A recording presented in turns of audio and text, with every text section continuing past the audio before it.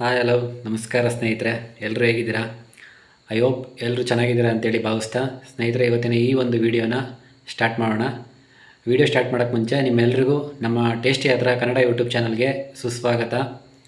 ಯಾರ್ಯಾರು ಈ ವಿಡಿಯೋನ ನೋಡ್ತಾ ಇದ್ದೀರಾ, ಈ ವಿಡಿಯೋ ಇಷ್ಟ ಆದರೆ ಲೈಕ್ ಮಾಡಿ, ಕಮೆಂಟ್ ಮಾಡಿ, ಶೇರ್ ಮಾಡಿ, ತಪ್ಪದೇ ಸಬ್ಸ್ಕ್ರೈಬ್ ಮಾಡಿ, ಪಕ್ಕದಲ್ಲಿರೋ ಬೆಲ್ ಬಟನ್ ಐಕಾನ್ನ ಕ್ಲಿಕ್ ಮಾಡಿ, ಆಲ್ ನೋಟಿಫಿಕೇಷನ್ ಸೆಟ್ ಮಾಡಿ ಆನ್ ಮಾಡಿ.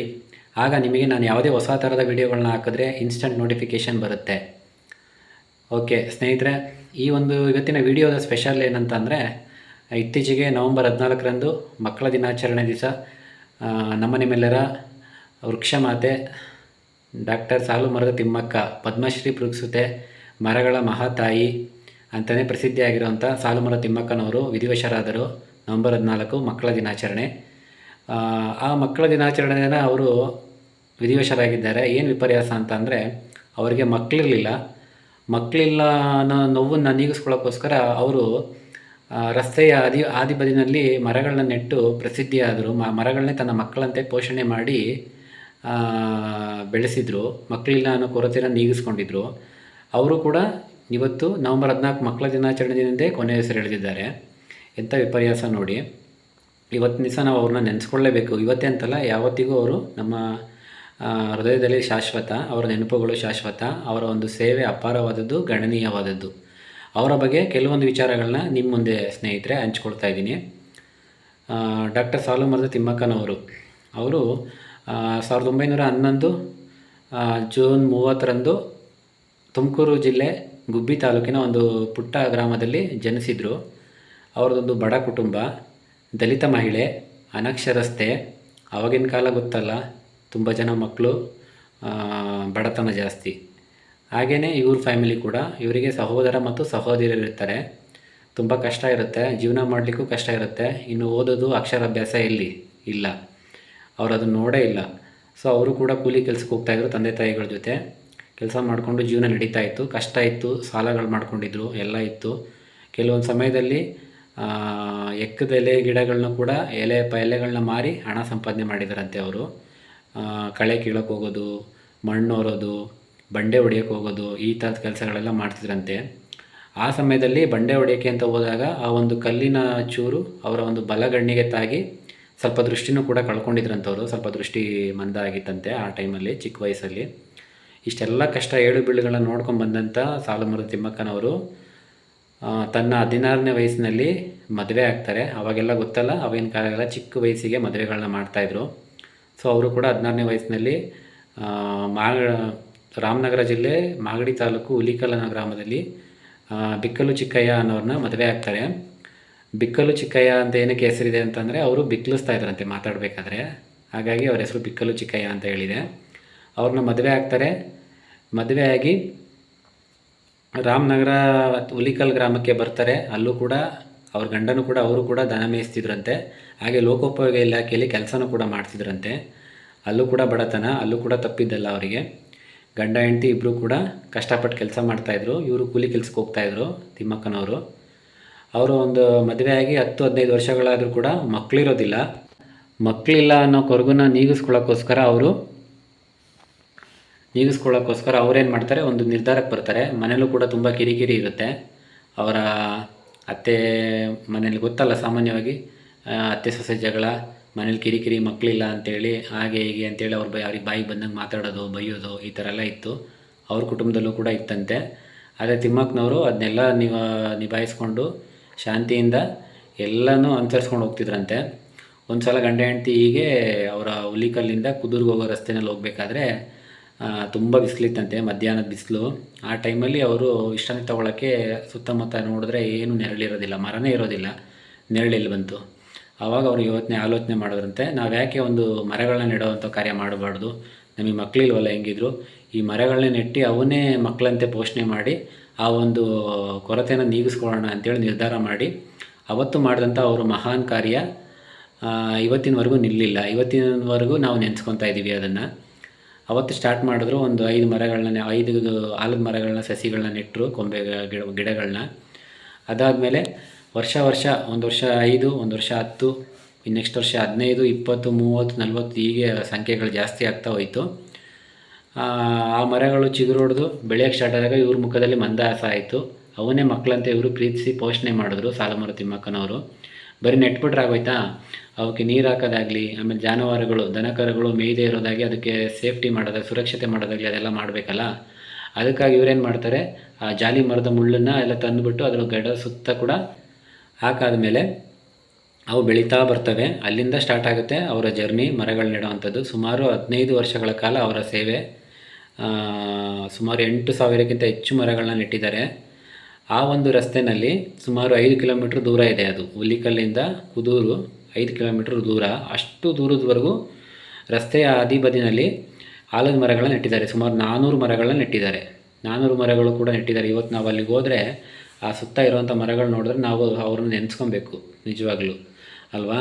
ನಾನು ಇದೆಲ್ಲ ನೋಡಿದಾಗ ನನಗೊಂದು ನೆನಪಾಯಿತು. ನಾನು ನಮ್ಮ ಹಳ್ಳಿನಲ್ಲಿ ನಮ್ಮ ಜಮೀನು ಹತ್ರ ಹಳ್ಳ ಇದೆ. ಹಳ್ಳದ ಹತ್ರ ಅಲ್ಲಿ ಹಳ್ಳ ನೀರು ಜಾಸ್ತಿ ಬಂದಾಗ ಪಕ್ಕದಲ್ಲೆಲ್ಲ ಮಣ್ಣೆಲ್ಲ ಕೊರಿಯೋದು, ಮಣ್ಣೆಲ್ಲ ಕೊರೆದು ಕಡಿಮೆ ಆಗ್ತಿತ್ತು. ಸೊ ಇದಕ್ಕೆ ಏನಾದ್ರು ಮಾಡಬೇಕು ಅಂತೇಳಿ ಸ್ವಲ್ಪ ಮರಗಳು ನೆಡೋಣ ಅಂತೇಳಿ ಅವಾಗೇ ಪ್ಲ್ಯಾನ್ ಮಾಡಿ ಒಂದು 10 ವರ್ಷದ ಹಿಂದೆ. ಅದಕ್ಕೆ ಮುಂಚೆ ಸ್ವಲ್ಪ ಮರಗಳಿದ್ವು, ನಮ್ಮ ತಾತವ್ರು ಇದ್ದಾಗ ಅವಾಗೆಲ್ಲ ನೆಟ್ಟಿದ್ರು. ನಾನು ಕೂಡ ಒಂದು 20 ಸಾಗುವಾನಿ ಮರಗಳು, ನೀಲಗಿರಿ ಮರಗಳು ತಂದು ನೆಟ್ವಿ. ಅದರಲ್ಲಿ 20ರಲ್ಲಿ ಒಂದು 10 ಆಯಿತು, 10 ಉಳ್ಕೊಂಡಿದೆ. ಈಗಲೂ ಕೂಡ ಹೋದರೆ ನಾವು ಅದು ನೋಡಿದಾಗ ಖುಷಿ ಆಗುತ್ತೆ, ಅವಾಗ ನೆಟ್ಟಿದ್ದಕ್ಕೆ ಇವಾಗ ಬರ್ತಿದೆ ಅಂತೇಳಿ. ಹಾಗೆ ಹಾಕಿದ್ದು ಯಾವುದು ಮೋಸ ಆಗೋಲ್ಲ, ಬರುತ್ತೆ, ಸ್ವಲ್ಪ ಹೋಗ್ಬೋದು ಅಷ್ಟೇ, ಎಲ್ಲದೂ ಇದಾಗಲ್ಲ. ಹಾಗೆ ಇದು ನೆನಪಾಯ್ತು. ಇದು ನೋಡಿದಾಗ ಇವ್ರದ್ದು ಒಂದು ಸಮಾಜ ಸೇವೆ, ಮರಗಳದ್ದು ಇದೆಲ್ಲ ನೋಡಿದಾಗ ನನಗೆ ಅದು ನೆನಪಾಯಿತು.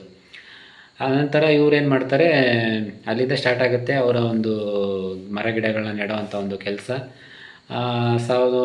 ಒಂದು ಸಲ ಏನಾಗುತ್ತೆ, ಇವ್ರ ಯಜಮಾನರು 1940-50 ದಶಕದಲ್ಲಿ ಅವರು ಮರಗಳನ್ನ ನೆಡೋಕ್ಕೆ ಸ್ಟಾರ್ಟ್ ಮಾಡ್ತಾರೆ. ಸುಮಾರು 400 ಮರಗಳನ್ನ ನೆಡ್ತಾರೆ.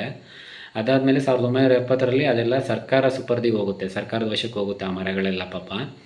ಆವಾಗ ಈ ಸಮಯದಲ್ಲಿ ಇವರು ಬಿಕ್ಕಲು ಚಿಕ್ಕಯ್ಯನವರು ಆಲದ ಮರ ಹತ್ಬಿಟ್ಟು ಸ್ವಲ್ಪ ಕೊಂಬೆಗಳನ್ನೆಲ್ಲ ಕಡಿತಾರಂತೆ ನೆಡೋದಕ್ಕೆ ಅಂತೇಳಿ. ಕೊಂಬೆಗಳು ಕಡ್ಡಿಗಳು ಬೇಕಲ್ಲ, ಕಡ್ದಾಗ ಆವಾಗ ಅದು ಇಲಾಖೆಗೆ ಗೊತ್ತಾಗಿ ಅವ್ರನ್ನ ಅರೆಸ್ಟ್ ಮಾಡ್ತಾರೆ.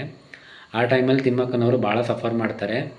ಅವರು ಪೊಲೀಸವ್ರ ಹತ್ರ ಎಲ್ಲ ಗೋಳಾಡ್ತಾರಂತೆ, ರಿಕ್ವೆಸ್ಟ್ ಮಾಡ್ತಾರಂತೆ ಅವ್ರ ಗಂಡನ ಬಿಡಿಸ್ಕೊಂಬರೋಕ್ಕೆ. ಕೊನೆಗೆ 1 ವಾರ ಸತಾಯಿಸಿ ನಂತರ ಅವ್ರನ್ನ ಬಿಡುಗಡೆ ಮಾಡ್ತಾರೆ. ಬಿಡುಗಡೆ ಮಾಡಾದ್ಮೇಲೂ ಕೂಡ ಅವರ ಯಜಮಾನರು ಅಷ್ಟೊತ್ತಿಗಾಗಲೇ ಅವರ ಆರೋಗ್ಯ ಅಸ್ವಸ್ಥ ಆಗೋಗಿರುತ್ತೆ. ಅವರು ನರಳಿ ಅದೇ ಒಂದು ಚಿಂತೆಯಲ್ಲಿ ಕೊರಗಿ 1 ವಾರದಲ್ಲಿ ಅವರು ತಮ್ಮ ಪ್ರಾಣವನ್ನು ಬಿಡ್ತಾರೆ. ಅದಾದಮೇಲೆ ತಿಮ್ಮಕ್ಕನವ್ರು ಏನು ಮಾಡ್ತಾರೆ, ಅವರ ಒಂದು ನೆನಪಿಗಾಗಿ ಅವರ ಒಂದು ಅಂತ್ಯಕ್ರಿಯೆ ಸ್ಥಳದಲ್ಲಿ ಅವರ ಸಮಾಧಿ ಹತ್ರ ಒಂದು ಹಲಸಿನ ಗಿಡ ನೆಡ್ತಾರೆ. ಇವತ್ತು ಅದು ದೊಡ್ಡ ಮರ ಆಗಿ ಫಲ ಕೊಡ್ತಾಯಿದೆ. ಅವರ ನೆನಪಿಗೋಸ್ಕರ ಅವ್ರು ಮಾಡಿದಂಥ ಕಾರ್ಯ.